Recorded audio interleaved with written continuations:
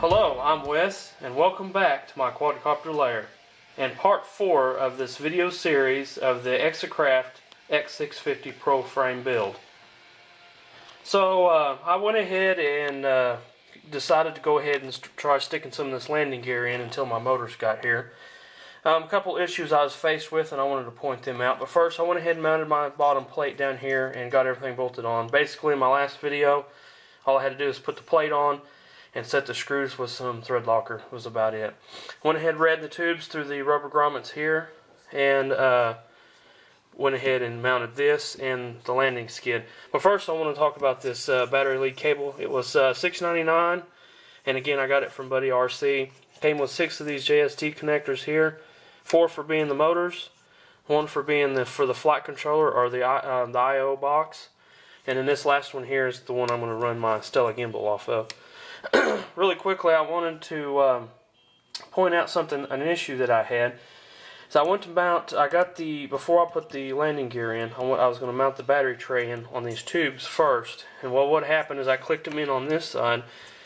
And the only way I know to do this is you press on this and squeeze them together until you can pass the tube here and it clicks on. Well, what had happened, and I'll show you on the GPS stand here, see if we can get there close enough, is it actually snapped and broke right across here. And what I did is I took some epoxy that I had, this stuff right here, got it from AutoZone. I'm missing the label off it, but it's a 60-second epoxy.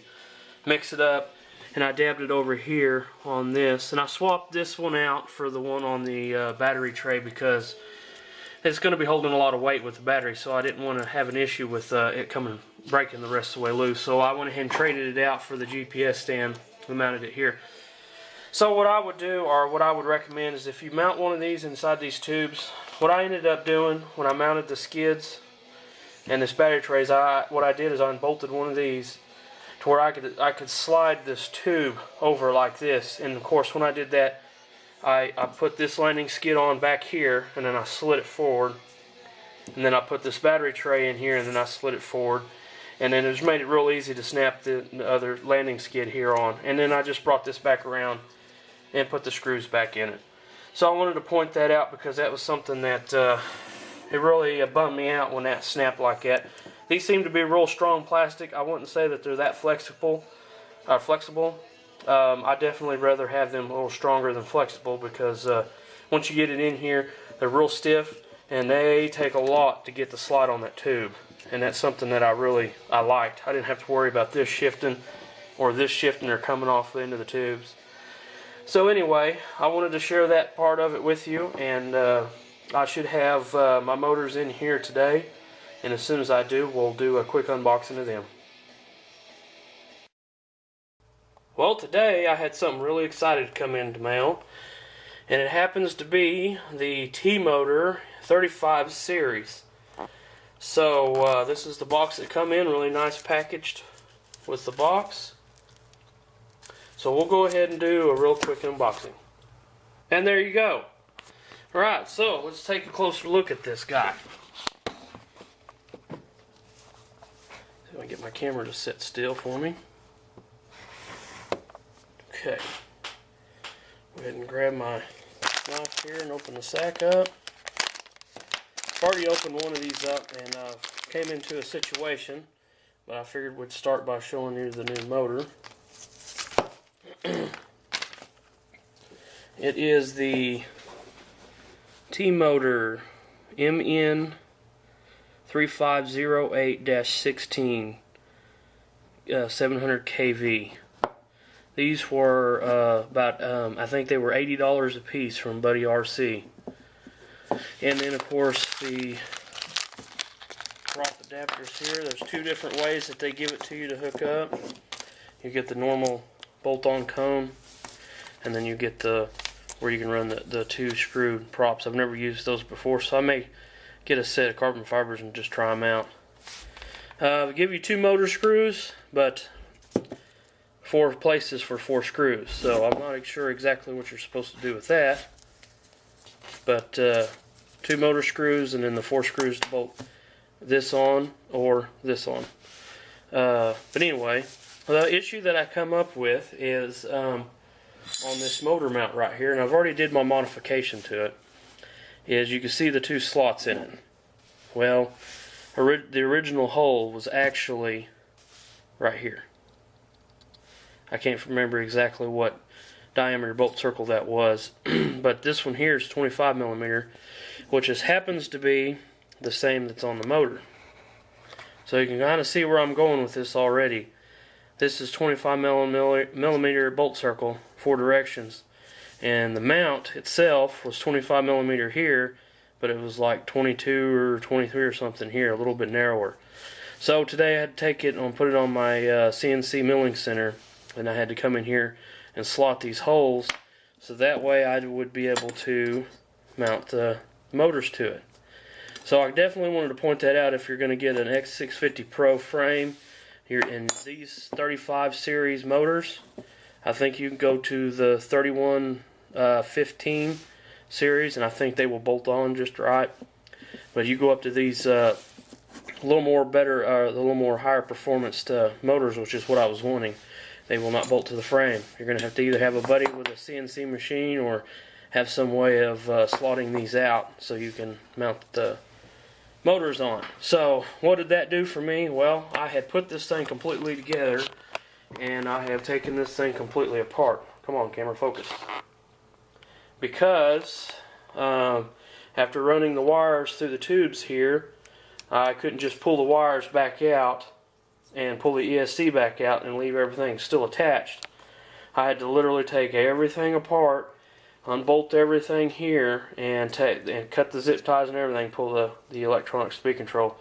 It's kind of my fault. I probably should have paid more attention to the mounting holes, or at least researched it. I bought everything you've seen so far. I bought off Buddy RC's webpage, and the motors that they actually recommended that do bolt onto this frame, they didn't have any specifications under there. I probably should have looked up the motor, but I guess I just kind of assumed. I was talking to their sales guy about what I was buying and the motors and everything. It would have been nice if he had pointed it out, but he probably just didn't realize that they didn't bolt on like I did. I just kind of assumed.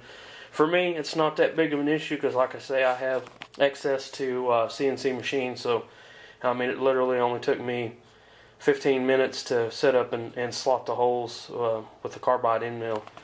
But anyway, I wanted to show the motors to you, which ones I got, and I'm really eager to see how well they perform because these things are humongous. Compared to the Sunny Skies that I have on this other quad here, this S500, they are little compared to it. I mean, big time difference in size. Not just the diameter around here, but they're almost the exact same height. I mean, they are monsters compared to the Sunny Sky motors. And these are really good motors. The X2212-13, I got these from Cardisteria. They're really good motors. They're really smooth. They're balanced. They're excellent motors, and they're only 20 bucks. I mean, I really like these motors. But when it comes to T-motors, I mean, that right there, that's awesome. So I am definitely super excited to see how this thing is going to perform with these monster motors on there. I think I'm going to be probably a little bit overpowered with this, but my thoughts on that was to get something that's, you know, the power is gonna be there if I need it, but hopefully if I just kind of coast around and do some aerial filming, that perhaps hopefully that the motor's efficient enough that with the 12-inch props that I'm going to put on it, that I get plenty of lift and carry my 800 to 1,000 or 10,000 milliamp battery and get hopefully some decent flight time. So I will definitely do some times and experiments with different battery packs and stuff. And then, as I said, I've got several videos I'm going to do in this, flying and FPV and filming, and be able to post some of the videos of everything that I'm doing and try to get a good idea of the exact weight and to power ratio and how much my flight time. So we'll talk about weight. Let me move this S500 out of the way. Talk about weight, something that I realized, and of course it comes with this mile long of cord here, which in my case I'm going to cut, and I'm going to have to solder the pins back on so I can plug them in right here. So talk about weight. On the box it says 82 grams right there. So we're going to turn our scales on, and I realize this has the wires on it, but we'll go ahead and weigh it anyway. Even though I'm going to be cutting the bulk of these wires off. So 82 grams is what that says. Well, going to have to beg to differ. I'm 101.9, and I haven't even added the prop adapter and the 4 screws it takes to hold that on. And we are up to 113.2. So in my initial calculations with my weight, it's not a lot, but we're going to times 82 minus 113, and then you're going to take that number and multiply it by 4. That's cool. Not a lot of weight, but that's a little bit more. It's definitely eating away at my what weight I'm trying to keep this thing under. So anyway, that's just one of those things, the reason why I want to weigh every piece or every part of this thing that I can so I can get an accurate measurement. But anyway, I'm going to work on getting this thing put back together and get the motors mounted, and then we'll come back at another look after that.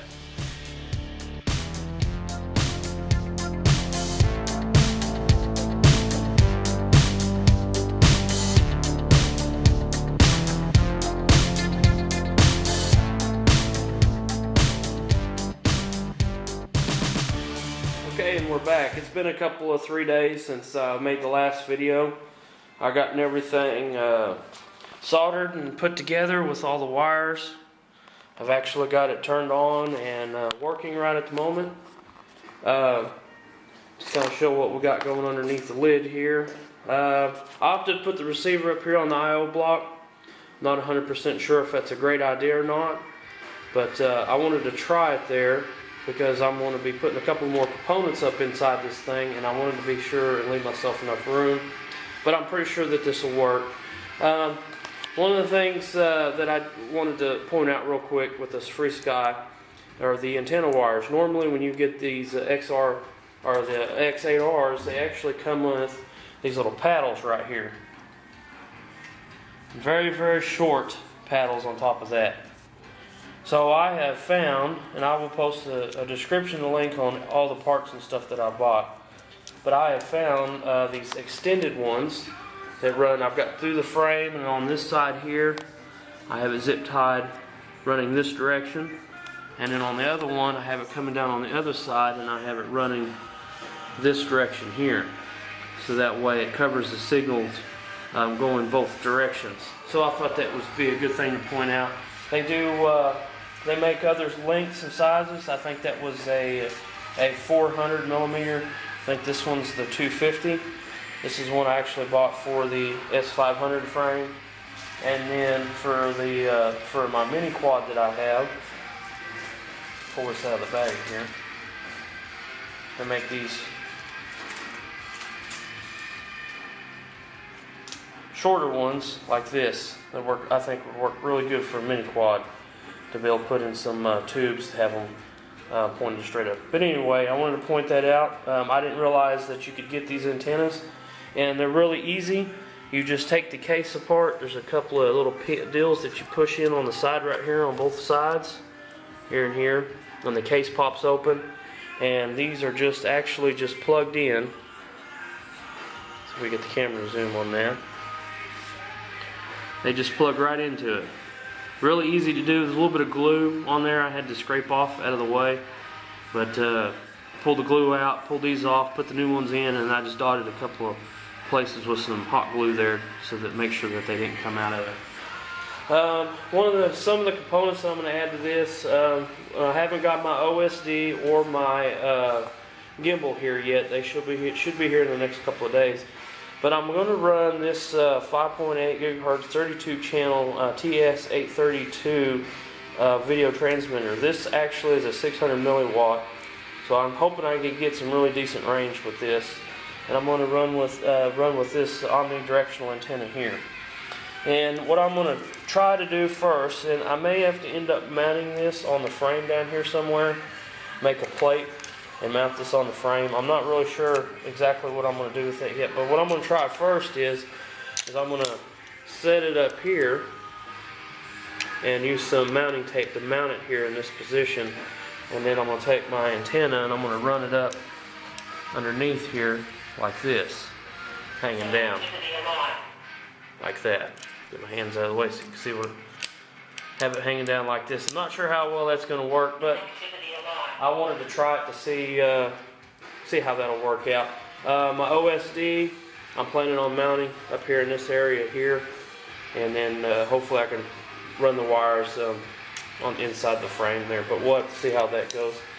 I'm going to be running these props right here, the APC, the 12 by 4.5 with the pushers and the regular pitch both there. The reading on these motors here, I think they'll spin too fast for a slow fly prop, so I went ahead with the multi-rotor prop that APC makes. I'm going to run those, see how they work. One of the other things, this is the cable that comes with the video transmitter. Nice little plug, nice little buttons here that you can press to change your frequency and channel. I think this is about $70. I got that from Quadristeria. And then I also have the Free Sky voltage sensor that you plug your balance port into here, and has an LCD screen right here so you can see your voltage for each cell, and then the end voltage that you get. And then this comes with this cord here, servo cord, and it plugs actually into the smart port right here on the X8R.